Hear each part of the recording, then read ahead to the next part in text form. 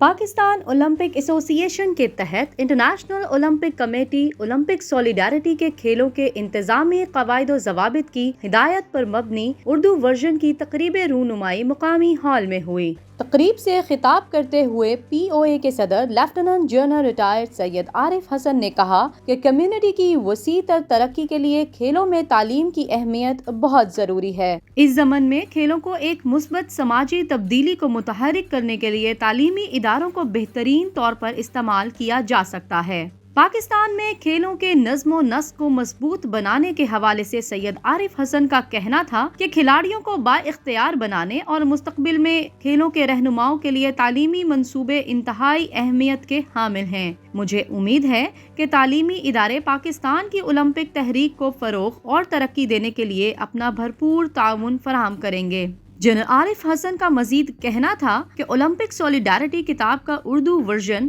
295 صفحات پر مشتمل ہے اور اس سے نہ صرف کھلاڑیوں بلکہ ان نوجوانوں کو بھی فائدہ پہنچے گا جو بطور مینیجر، کوچ اور معاون عملہ کے طور پر اپنی خدمات انجام دے رہے ہیں۔ انتظامی قواعد و ضوابط کی دستاویزات کے اردو ورژن کا ایک بنیادی مقصد کھیلوں کی تنظیموں کے نظم و نسق کو بہتر بنانا، اولمپک موومنٹ سے تعلق رکھنے والی تنظیموں کو کس طرح کام کرنے کی ضرورت اور ان کے مقاصد سے آگاہی فراہم کرنا ہے۔ مہمان خصوصی ڈاکٹر محمد امجد ثاقب نے اپنے خطاب میں معاشرے میں مثبت سماجی تبدیلی کے لیے کھیلوں کو ایک ہتھیار کے طور پر استعمال کرنے کی ضرورت پر زور دیا اور کھیلوں کے فروغ سمیت اولمپک اکیڈمی کے قیام کے اقدام میں پی او اے کو اپنے ہر ممکن تعاون اور مدد کا یقین دلایا۔